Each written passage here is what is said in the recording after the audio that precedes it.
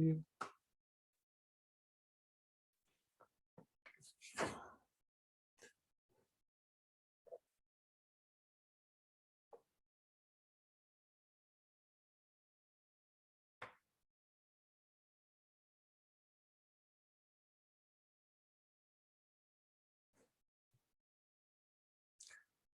Bueno, arrancamos. Se agregó uno más.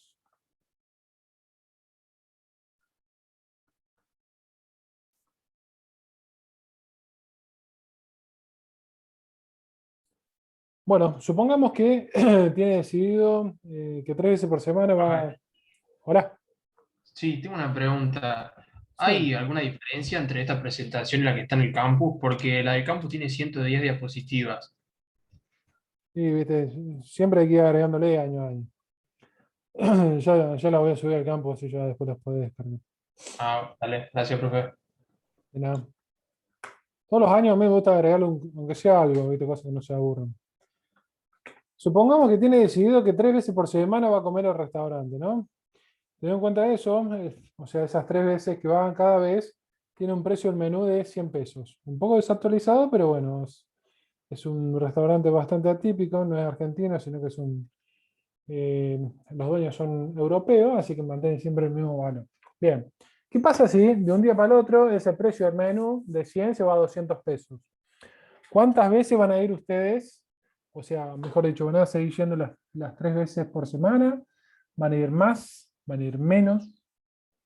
¿Qué opinan? Menos ves. ¿Por qué? Y porque si van los 3 días, por ejemplo, estás pagando un montón más. Claro, ya empezar a buscar y pagar más significa que podés buscar otra alternativa para satisfacer la necesidad, que básicamente la necesidad ¿cuál es? Comer. La alimentación, obviamente comer, la alimentación. Entonces va a buscar alternativas, ¿sí? Para suplantar las cantidades de veces que va a dejar de ir a comer al restaurante, ¿sí? Esto tiene que ver con lo que es la ley de demanda, ¿sí? La ley de demanda me dice que hay una relación inversa, ¿sí? Entre el precio de un bien y la cantidad a comprar, ¿sí? O la cantidad de compradores que van a adquirir ese bien. O sea, cuanto mayor sea el precio del bien, menor va a ser la cantidad que van a demandar los consumidores, y cuanto menor sea el precio de ese bien, mayor va a ser la cantidad de bienes a demandar de ese bien, ¿sí? A ver, la coca de litro, ¿cuánto sale? ¿100 pesos? ¿120? ¿Sí? Todos tranquilamente, una noche como hoy. Bueno, cambiemos la coca por la cerveza. Todos, con la noche que está haciendo, ¿sí? Estamos antojados de una cerveza, ¿sí? En lata, como ustedes quieran. Ahora, ¿qué pasa si el precio de la cerveza se duplica o triplica de un día para el otro? Ese grado de satisfacción ese grado de satisfacción, el placer que me da, ¿va a seguir siendo el mismo o no? Y capaz que cambie la cerveza por una botella de vino o alguna gaseosa, no sé. ¿Sí?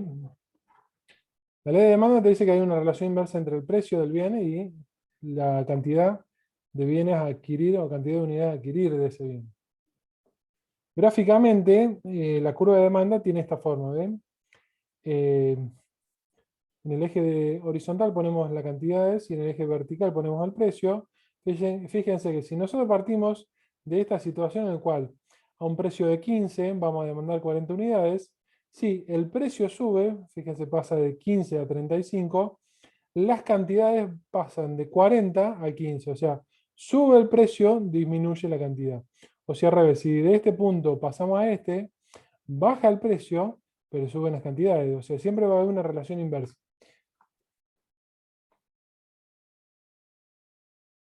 Nosotros podemos determinar, o podemos armar una función que me diga cómo es, o cómo calcular esa curva, gráficamente, cómo, eh, cómo ejemplificar cómo trazar esa curva en el gráfico. Si la curva de demanda tiene dos partes. Por un lado, la demanda autónoma, que es aquello de lo que yo voy a demandar, la cantidad de bienes a demandar, cuando el precio es cero. O sea, cuando el precio es cero, ¿cuántas unidades yo voy a demandar? O sea, cuando te regalan un producto, va a demandar, en teoría, muchas unidades, siempre y cuando el producto te convenza por los gustos y las preferencias, ¿sí?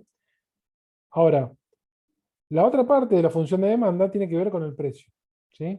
Que si aumenta el precio, fíjense, si acá aumenta el precio, esta parte que está negativo cada vez se hace mayor. Entonces la curva de demanda cada vez, o resultado de la demanda, va a ser cada vez menor.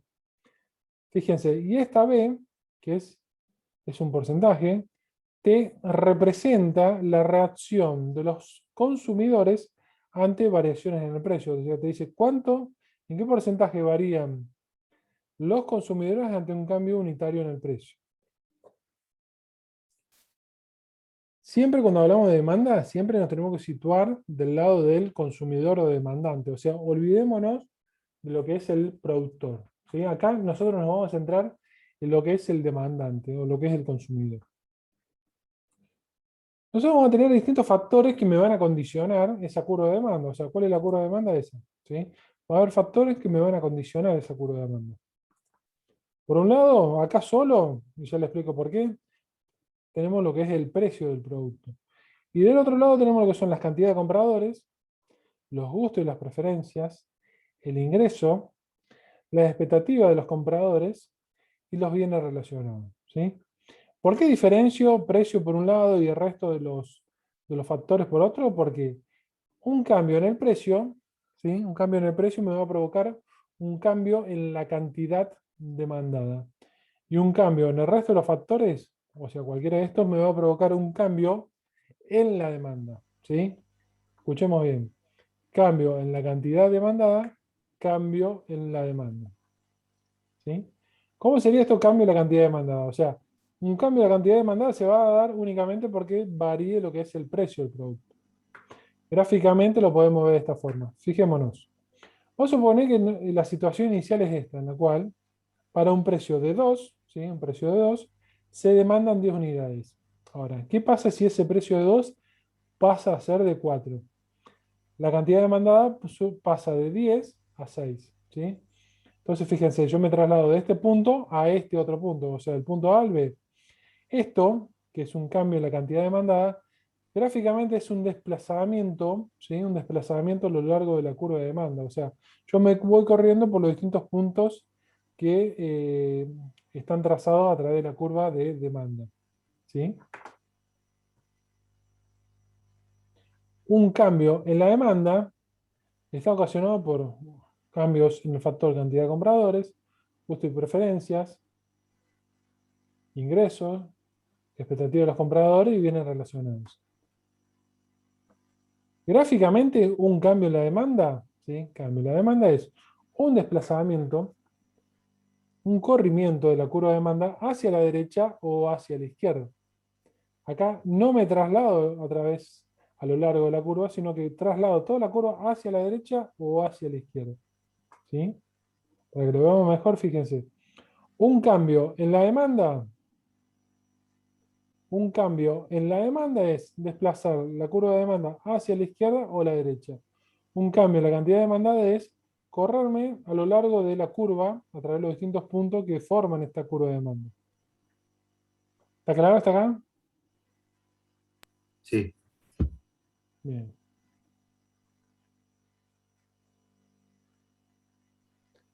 Vamos a suponer, vamos a analizar el caso de la demanda de camisas, ¿sí? La cual, para cada precio, nosotros tenemos la demanda de cada uno de los demandantes individuales. O sea, tenemos a Juan, a Pedro y a Pablo. Cada uno de ellos demanda a cada precio una cierta cantidad de camisas, ¿sí? Para determinar la demanda global, ¿sí? Cuánto es lo que se demanda en total, se va a determinar por la sumatoria de las demandas individuales para cada precio. Entonces, para el precio de 70 yo tengo que sumar la cantidad demandada por Juan, por Pedro y Pablo, o sea, 10. ¿Sí? Eso me va a dar la cantidad demandada total para el precio de 70. O sea, conclusión, la suma de las demandas individuales me va a dar la demanda global de ese producto para cada precio. Empezamos a ver los distintos factores que me provocan un cambio en la demanda, ¿sí? Uno de ellos es el número de compradores, ¿sí? Volvemos a la situación de las camisas, ¿sí? En la cual tenemos la demanda de camisas y tenemos a Juan, a Pedro y a Pablo. Pero ¿qué pasa? Ahora, ¿sí? Ahora se incorpora José. ¿Sí? José pasa a ser un nuevo comprador. Pero miren José, fíjense lo raro de José.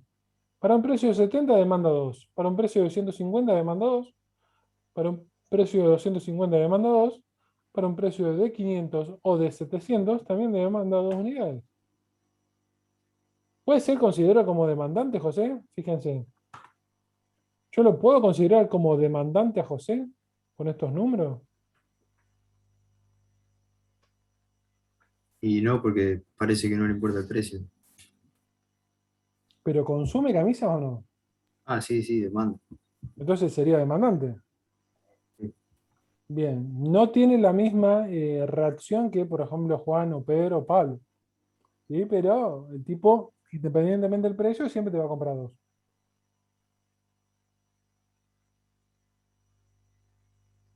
¿Qué tipo?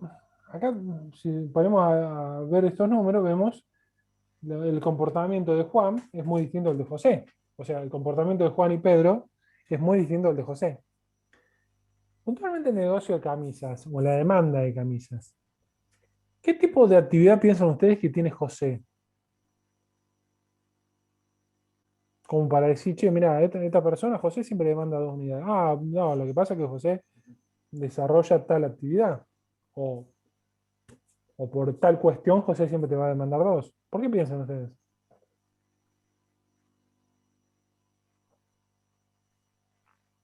porque no le va a importar el precio, digamos, siempre compra la misma cantidad. No le va a importar el precio, siempre va a comprar la misma cantidad, puede ser. O a lo mejor necesita sí o sí esa cantidad para el trabajo, para algo, y la tiene que comprar sí o sí. Puede ser una herramienta de trabajo la camisa. Por más que usted no lo entienda, puede ser una herramienta de trabajo. A ver, un empleado bancario puede ir con chomba, va a trabajar de chomba de un empleado bancario. Colectivero. ¿Cómo? Mayormente no, están Yo vestidos de camisa. creo que nunca vi uno trabajando en el banco con chomba, por ejemplo, ¿no? Y menos con una remera común y cuello redondo, por ejemplo. Un profesional, ¿sí? Un abogado, un contador, generalmente usan más camisas que chombas o remeras comunes. Un vendedor, uno que se dedica a vender, por ejemplo, ropa de vestir, y obviamente va a tener que estar bien empilchado, va a tener que estar bien presentado para vender ropa de vestir. ¿Sí? Juan, ¿y qué tipo de actividad piensa que tiene Juan ustedes? O sea, ¿por qué Juan, o sea, a un precio demanda 5 y a 700 te demanda uno? ¿Por qué? ¿Por qué piensan que sea eso? ¿O qué hace Juan de su vida?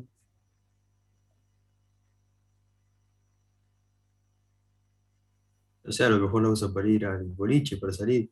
Exactamente, puede ser una persona que, o sea, va a demandar camisa para ir al boliche. O sea, cuando ve que el precio de la camisa se va, es un 1000%, o sea, se incrementa en 10 veces, directamente, ¿qué haces? Te pones una choma, una remera, otra cosa. ¿Por qué? Porque ya no te rinde. Ya perdés el interés en lo que son las camisas. Un caso puntual, por ejemplo, Pablo. Fijémonos, Pablo. Pablo para un precio de 70 demanda dos unidades, para un precio de 150 demanda una unidad. Y después, de 250 en adelante, no te demanda más unidades. ¿Lo podemos considerar a Pablo como un demandante de camisas?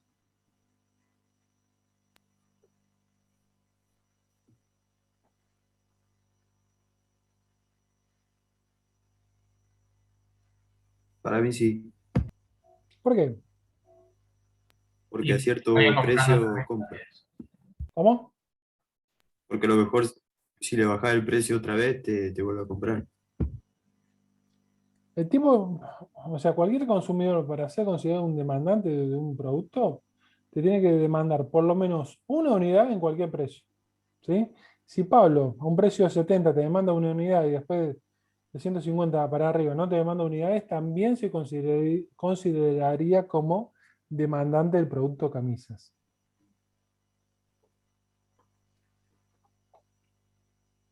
Seguimos. Gusto y preferencias. ¿Sí? Los gustos de la preferencia son puntualmente son modas, en las cuales hacen que la moda, los gustos de una determinada temporada hacen que se, se incremente notablemente la demanda de un producto y después se deje de demandar porque obviamente ese producto pasó de moda. ¿Sí? Esto que está acá, ¿qué es lo que es? Una espina, Una spinner. ¿De qué es una spinner? una boludez, ¿Un qué? Decilo qué un es. juguetito, un juguetito. Es un No, juguetito. Es una boludez, básicamente. ¿Sí? Era un aparato, un dispositivo, técnicamente vamos a decir un dispositivo que prevenía los problemas de ansiedad. ¿Sí? Ponerle médicamente podemos decir, o en términos médicos podemos decir eso. Pero bueno, era básicamente un juguete, básicamente. ¿Sí? En su momento, cuando salió, todos, todos, me incluyo, todos hemos ido a comprar. O sea, yo fui a comprar porque mi hijo me lo pedía, ¿no? No es que fui a comprar para mí. Pero todos ustedes seguramente fueron a comprar este juguetito, ¿sí? ¿Por qué? Porque era una moda, o sea, la gente la gente lo quería, entonces todos querían estar en la moda, entonces todos querían tener su espina. Venía de color, de luz, venía todo, bastante cachivachero eran bastante. Ahora, después de que pasó esa moda, vayan a ver los distintos, los distintos negocios, el clavo que le quedó, y más si alguno compró en stock estos dispositivos. Fíjense el clavo que le ha quedado que no lo han podido vender nunca más. ¿Sí? ¿Quién hoy va a comprar una spinner a un negocio? Nadie. Vamos con una pregunta más seria. Este dispositivo de acá a la derecha, ¿alguien sabe qué es?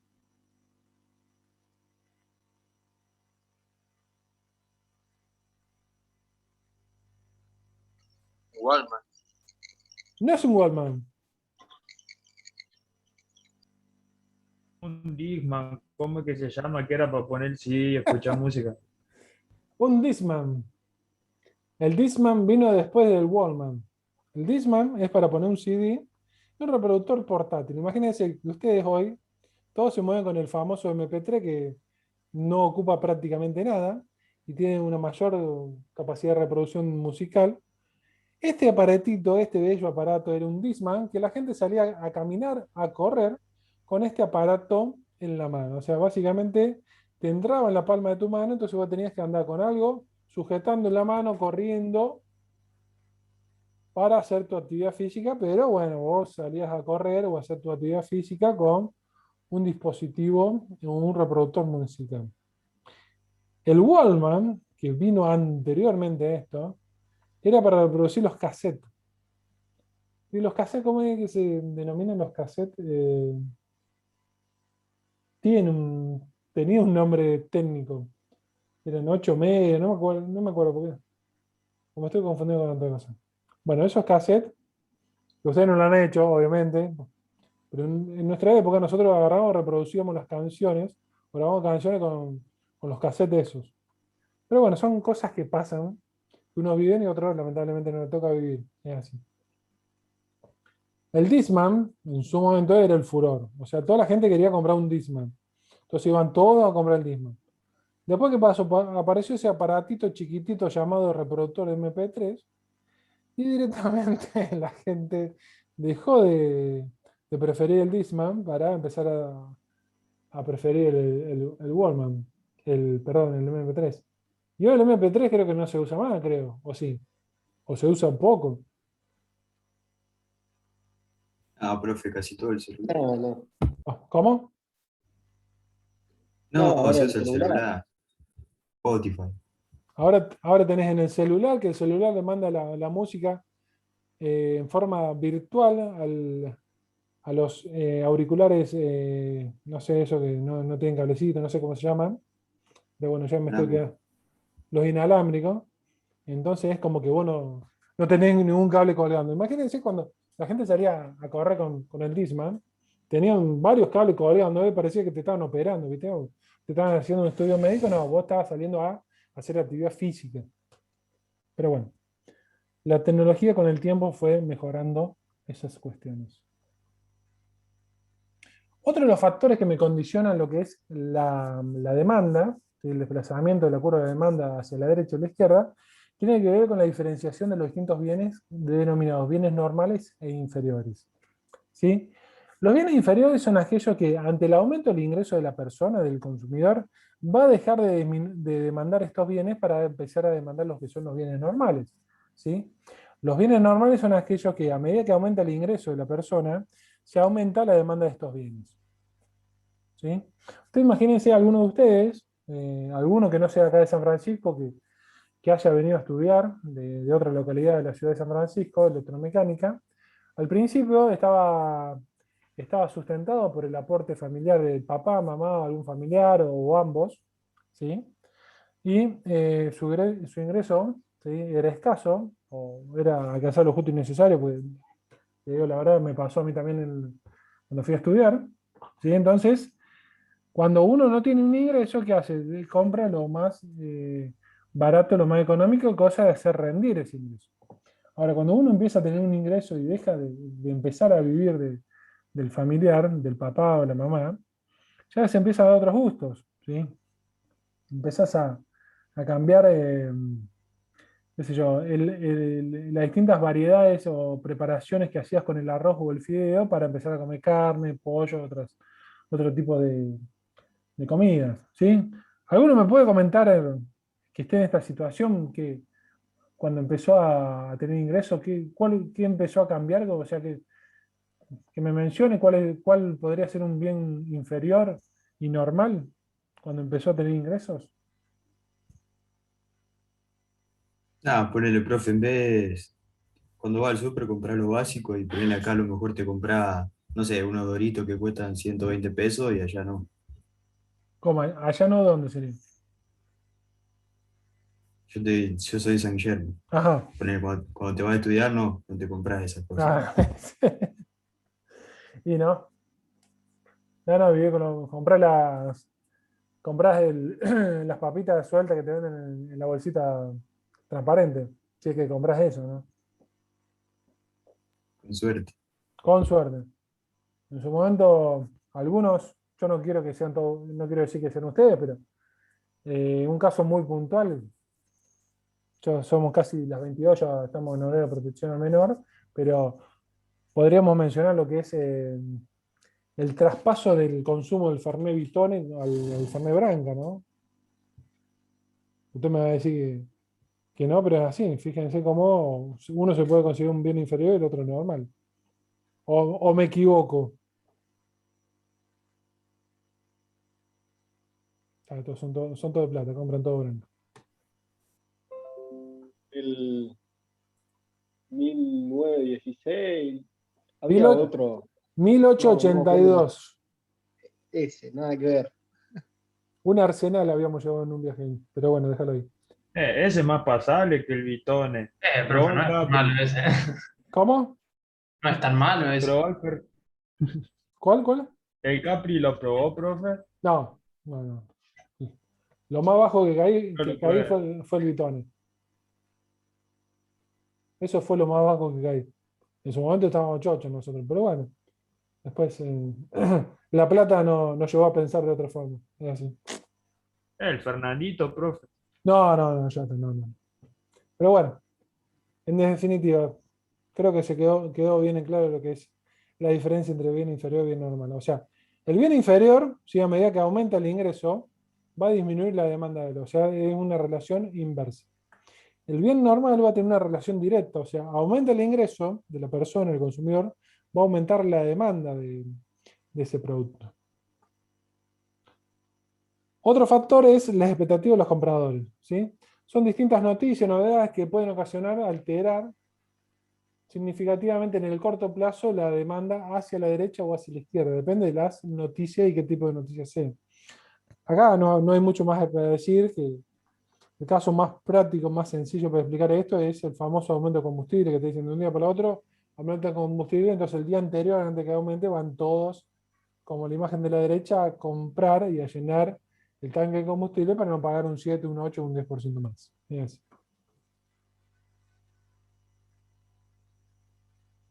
Y otro de los factores que condicionan otro de los factores que condicionan la demanda son los bienes relacionados. ¿Sí? Los bienes relacionados los podemos diferenciar en bienes sustitutos y bienes complementarios. Los bienes sustitutos son bienes rivales, ¿sí? Son bienes rivales que satisfacen la misma necesidad. O sea, yo consumo uno o el otro, con cualquiera de los dos voy a satisfacer la misma necesidad. ¿Sí? Los bienes complementarios son bienes que se complementan, o sea, que tengo que consumirlos los dos al mismo tiempo para satisfacer la misma necesidad. Yo necesito de ambos para satisfacer esa necesidad. Si hablamos de bienes sustitutos, podemos mencionar un ejemplo bien práctico que es la cerveza y el vino. ¿Sí?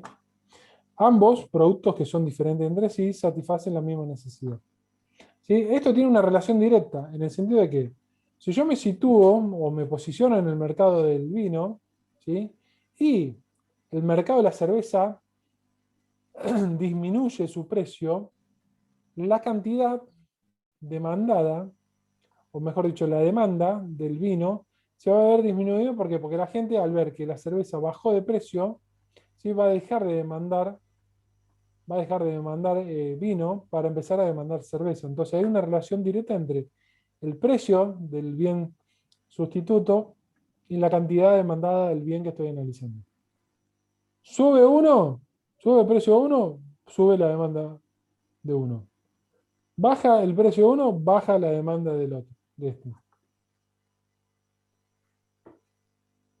Los bienes complementarios son bienes en los cuales yo tengo que consumir, adquirir, utilizar en el mismo momento para satisfacer una demanda. ¿Sí? Para satisfacer una determinada necesidad. Esto tiene una relación inversa, o sea, en el sentido de que si yo me posiciono, ¿sí? en el análisis del mercado de este producto, cuando aumenta el precio de mi bien complementario, la demanda de mi producto va a disminuir. ¿Sí? Aumenta el precio del bien complementario, la demanda de mi producto disminuye. ¿Por qué? Porque se hace más caro la combinación de estos productos, entonces van a demandar menos de esto. Ahora, disminuye el precio del bien complementario, va a aumentar la cantidad demandada de mi producto. ¿Está claro hasta acá todo lo que es demanda? Sí, profe. Bien. Seguimos. Ahora, ¿sí? Recién nosotros decíamos que nos ponemos del lado del consumidor, del demandante. Ahora, ¿qué vamos a hacer? Vamos a cruzar el mostrador, nos vamos del otro lado del mostrador, nos vamos del otro lado de la relación comercial y vamos a empezar a mirarnos como si fuéramos los productores de un determinado producto, ¿sí? O de un servicio. Entonces, supongamos que somos una industria que produce un determinado producto, el cual se vende en el mercado en 800 pesos. ¿Sí? Vamos a suponer que el costo para hacerlo, ¿sí? El costo para hacer ese producto es de 500 pesos, y en el mercado se está pagando, o mejor dicho, yo lo puedo vender a 800. O sea, me quedaría una ganancia de utilidad de 300 pesos. ¿Sí? ¿Qué pasa si en un periodo siguiente, manteniéndose los costos de mi producto, qué pasa si en un periodo siguiente el precio de mercado pasa de 800 a 1000 pesos? O sea, mi producto, en vez de pagarlo 800, la gente está dispuesta a pagarlo 1000 pesos. ¿Qué haría yo como productor? ¿Ofrecería más? ¿Ofrecería menos? ¿Ofrecería lo mismo? ¿Qué opinan?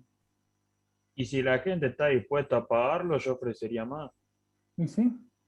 ¿Por qué? Porque al mismo costo, tu utilidad por cada producto va a ser mayor.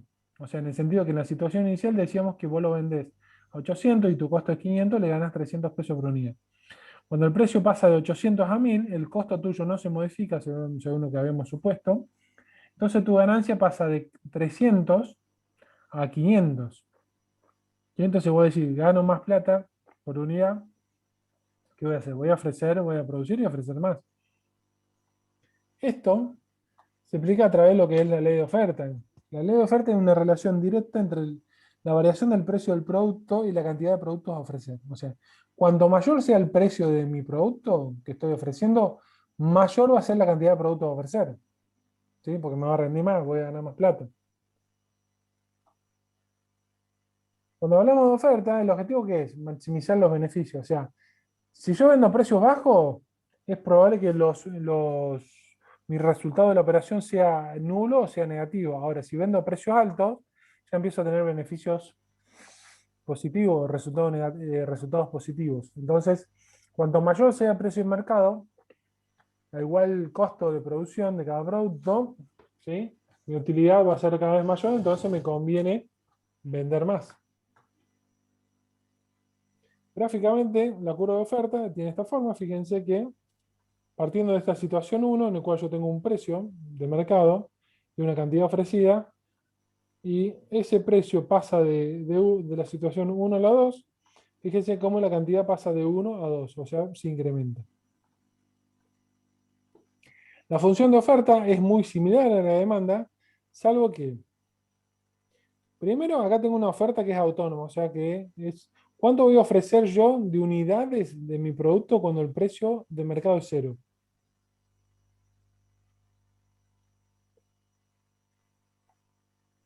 ¿Qué piensan ustedes? ¿Cuántas unidades ofrecerían de su producto al mercado cuando el precio que te paga el mercado es 0? ¿Cuántas unidades ofrecerían? ¿Muchas, pocas, nada? Nada. Pocas. Nada. Nada. Generalmente, la función de oferta, ese valor es negativo, ¿sí? O sea, en el sentido que si lo ofrecen y no te pagan nada, vos ni siquiera, o sea, no es que solo no lo vas a fabricar, sino que vas a ir a buscar, vas a ir a demandar de ese producto, ¿sí? La otra parte es la parte de la oferta que está referenciada en cuanto al precio. O sea, te dice cómo reacciona la oferta ante cambios unitarios en el precio. O sea, cuánto voy a ofrecer, cómo voy a reaccionar como oferente en la oferta ante cambios unitarios en el precio. ¿Sí? El signo más me indica que la relación de demanda, perdón, la relación de oferta es una relación directa. O sea, sube el precio, sube la cantidad ofrecida. ¿Sí? Baja el precio, baja la cantidad ofrecida. Vamos a continuar con lo que es el mercado de camisas, en el cual seguimos ahora con los mismos precios, pero ahora tenemos 3 oferentes. Camisa SA, botones SRL y rayadas SA. ¿Sí? Fíjense que a medida que va subiendo el precio de mercado, las cantidades a ofrecer, perdón, la cantidad a ofrecer por cada uno es cada vez mayor. ¿Por qué? Porque te conviene más. La oferta global va a estar dado por la sumatoria de las ofertas individuales. ¿Sí? Este precio, por ejemplo, este precio acá 70, tiene que ver en la práctica, y más que todo en un país divino como Argentina, tiene que ver con una situación, por ejemplo, de precios cuidados. ¿Sí? ¿Alguien me puede explicar qué son los precios cuidados?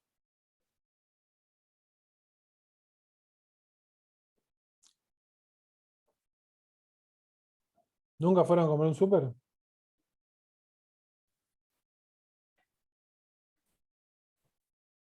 Precios cuidados, ¿no? Los precios cuidados son una herramienta que tiene el gobierno para controlar los precios. O sea, en el sentido que el gobierno pacta con los grandes oferentes de determinados productos que su producto no puede, ¿sí? No puede ofrecerse a más de un determinado precio en góndola. O sea, ese producto no puede venderse a más de un determinado valor, lo que es la góndola. Como te pone esa restricción, el gobierno, ¿qué va a hacer? Va a ofrecer lo mínimo indispensable. ¿Sí? O sea, el gobierno te pone un precio bajo para que de esa forma no se aliente lo que es la variación de precios ascendente, o sea, mejor conocido como la inflación. Entonces, fíjense, cuando vos te pones un precio cuidado, te dicen tenés que venderlo a 70, y vos sabés que no te rinde venderlo a 70, entonces, ¿qué va a hacer? Va a ofrecer lo mínimo indispensable, no más. Cuando a vos ya te dejan vender a precios mayores, 150, 250, 500, ¿vos qué vas a hacer? Vas a producir más, vas a ofrecer más. Y si producís y vendés más, ¿sí? Vos lo ofrecés, pero si después terminás vendiendo más, es mejor para todos. Entonces decimos que la oferta global va a estar dado por la sumatoria de las ofertas individuales, fíjense. Si sumamos las ofertas individuales de cada productor, nos da la oferta global. ¿sí? La suma de ofertas individuales va a ser igual a la oferta global. Esto es muy similar a lo que es demanda, nada más con otros factores. En la oferta nosotros nos podemos encontrar con un cambio en la cantidad ofrecida, ¿sí? Y un cambio en la oferta. Un cambio en la cantidad ofrecida tiene que ver con la variación de las cantidades a ofrecer, teniendo en cuenta la variación en el único factor que lo ocasiona, que es el precio. Cambia el precio del producto que yo comercializo, va a cambiar la cantidad que voy a ofrecer. Ahora, el resto de los factores me van a ocasionar un cambio en la oferta, o sea, un desplazamiento, un corrimiento de la curva de oferta hacia la izquierda o a la derecha. Depende cómo sea el efecto. ¿Cuáles son esos factores? La cantidad de vendedores, la tecnología, el precio de los recursos, los impuestos y los subsidios, las expectativas de los productores, precio de otros bienes que la empresa puede llegar a producir. Con respecto a la cantidad de productores u oferentes, fíjense, ¿qué pasa si yo incorporo un cuarto oferente, que en este caso sería XL-SRL? ¿Sí? Que también para cada precio ofrece una cierta cantidad. Fíjense la situación hoy y la situación luego del ingreso de XL-SRL. Fíjense cómo la cantidad ofrecida se incrementa en la proporción o en las cantidades agregadas a la oferta producto del ingreso de XL-SRL. O sea, acá voy a terminar trasladando hacia la derecha lo que es la curva de oferta.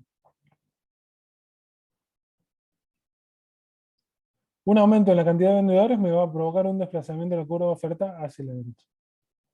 La tecnología, ¿sí? Si yo mejoro mi tecnología en el proceso productivo, termino ocasionando lo que es un aumento en la eficiencia productiva. O sea, yo voy a mejorar el proceso productivo y a igual cantidad de recursos utilizados, mi resultado final, que son los bienes y servicios, va a ser mayor. O sea, voy a ser más eficiente con los recursos que tengo que anteriormente. Al producir más, ¿sí? Al producir más bienes y servicios, voy a ofrecer una mayor cantidad de bienes ofrecidos. O sea, voy a estar trasladando mi curva de oferta hacia la derecha. El precio de los recursos son los distintos elementos que yo contrato, que yo consigo para meterlo en un proceso productivo y que de esa transformación en el proceso productivo me va a dar un costo unitario, ¿sí? Al cual le voy a recargar un porcentaje de utilidad y me va a dar un precio de venta al público. ¿Sí? Entonces, ¿qué pasa si algunos de esos recursos, por ejemplo los sueldos, tienen un incremento, un aumento del 20%? O sea, fíjense, los sueldos pasan de 10 a 12 pesos. Hace que mi costo unitario pase de 33 a 35 y mi precio va a pasar de 46,20 a 49. ¿Sí? Al incrementarse el precio, al incrementarse el costo de los recursos, va a incrementar el precio y eso va a terminar ocasionando que mi curva de oferta se contraiga. O sea, voy a ofrecer menos. ¿Sí? Al aumentar el precio de los recursos, voy a ofrecer menos unidades, ¿sí? Al mismo precio. O sea, voy a trasladar la curva de oferta hacia la izquierda. Después tenemos otro de los factores, son los impuestos y los subsidios, que un impuesto es crear un nuevo impuesto en el proceso productivo. Supónganse es un impuesto que es un 5% de los gastos de fabricación, lo que termina provocando un incremento del costo unitario y a su vez un incremento del precio unitario. Entonces, eso termina ocasionando que al incrementar o al aumentar los impuestos, yo como oferente, ¿qué voy a hacer? Voy a contraer, o sea, voy a desplazar hacia la izquierda mi curva de oferta. Y si yo logro o tengo algún subsidio por la producción de ese bien, significa que mi costo unitario de producto va a disminuir y por ende el precio unitario también va a disminuir. Lo que va a terminar provocando es un desplazamiento de la curva de oferta hacia la derecha. La expectativa de los productores es las expectativas a futuro de cada productor en cuanto a los movimientos que se ocasionen dentro del mercado. ¿Sí? Vamos a suponer que ustedes son productores de un determinado producto, vamos a suponer que son productores de pan. Tiene una panadería. ¿Sí? El gobierno le dice a ustedes que a partir del lunes que viene el aumento del pan, O sea, el precio del pan se va a ver incrementado en un 20%. O sea, te permiten a vos como productor incrementar el precio del pan en un 20%. ¿Sí? Eso va a ser el lunes de la semana que viene. Entonces, ¿vos qué vas a hacer? Hoy, lo cual vos estás produciendo y estás comprando materia prima, va a producir y va a ofrecer lo mínimo indispensable para cubrir los costos del día. ¿Sí? ¿Por qué? Porque te vas a guardar materia prima, recursos para utilizarlos la semana que viene, en el cual vos lo pagaste un precio, pero si lo vendes la semana que viene, te lo van a pagar un precio mayor, entonces tu utilidad va a terminar siendo mayor. Y el precio de otros bienes o de otros productos que la empresa puede producir tiene que ver cuando la empresa no solamente produce un solo bien, sino que produce dos o más bienes. ¿Sí? En este caso puntual, esta empresa, esta sociedad anónima, produce dos bienes, A y B. ¿Sí? La situación inicial, la empresa Argent S.A. produce o dedica todos sus recursos a la producción del producto A y no produce nada del producto B. Cuando se da un incremento de precio de mercado, en el precio de mercado del producto B, por ejemplo, en un aumento de un 20%, ¿sí? A igual costo de los recursos, significaría que la utilidad del producto B se incremente. ¿Sí? Y a lo mejor ese incremento en el precio de mercado hace que a mí ya me empiece a convenir producir B que antes no lo estaba produciendo. Entonces, como en economía, siempre tratamos de solucionar el problema de recursos limitados contra necesidades ilimitadas. ¿Sí? Si yo veo que me conviene empezar a producir B, lo que tengo que hacer es empezar a sacrificar recursos asignados en A para empezar a asignarlos en B. Entonces voy a dejar de asignar recursos a A para asignarle a recursos a B.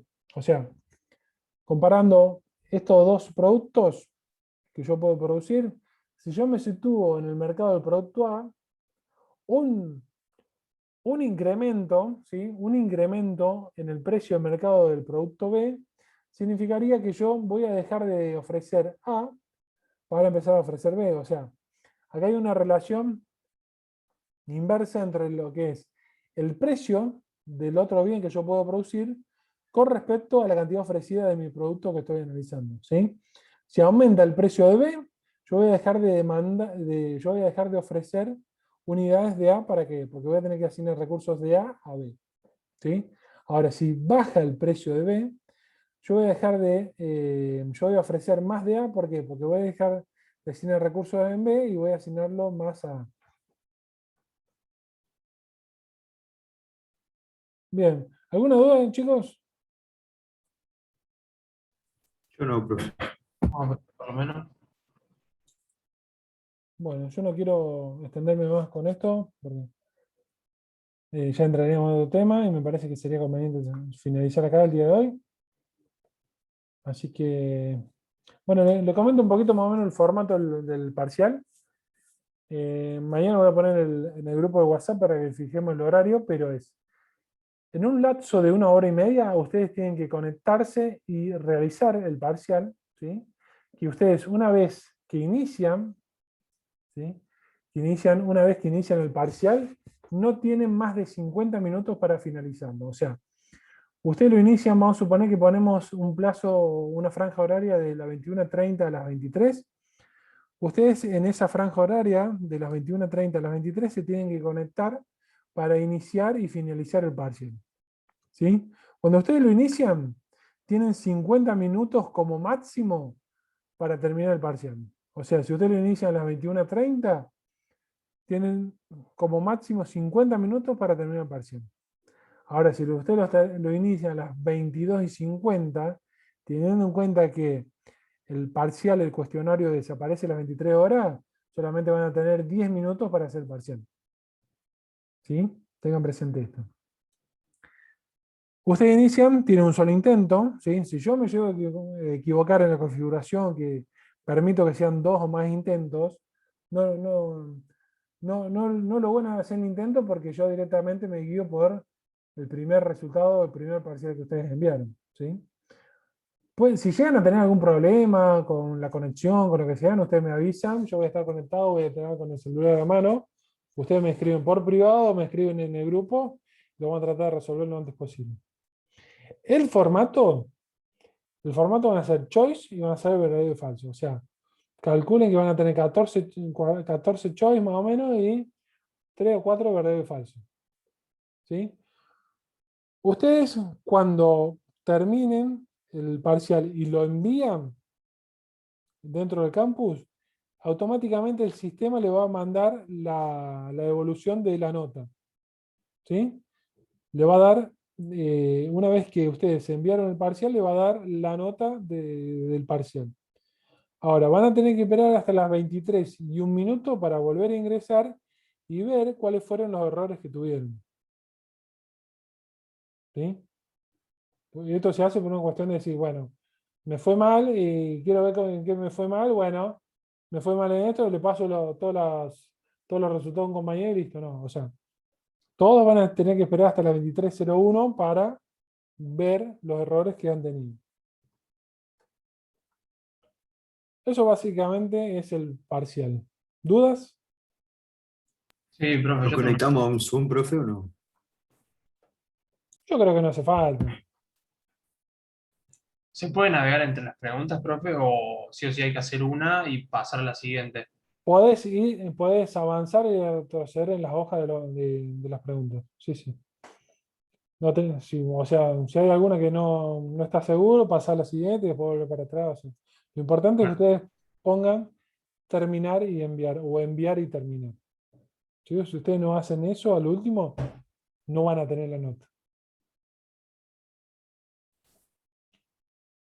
¿Alguna otra duda? ¿No? No, yo por lo menos no. No, yo tampoco, profe. Tampoco, profe. Bueno, nos vemos día lunes, 18 horas. Empezamos con algo de. Empezamos con algo de.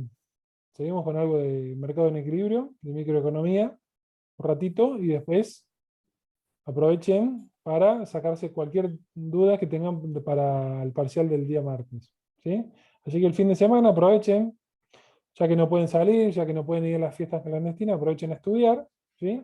Vean todos los videos y después el lunes plantear cualquier duda que tengan. Dale, profe. Bueno, nos Bueno, vemos. profe. Dale, profe. Gracias. Muy bien. Nos vemos. Chao, Chao, Nos hasta vemos. luego. chao. Chao. Chao.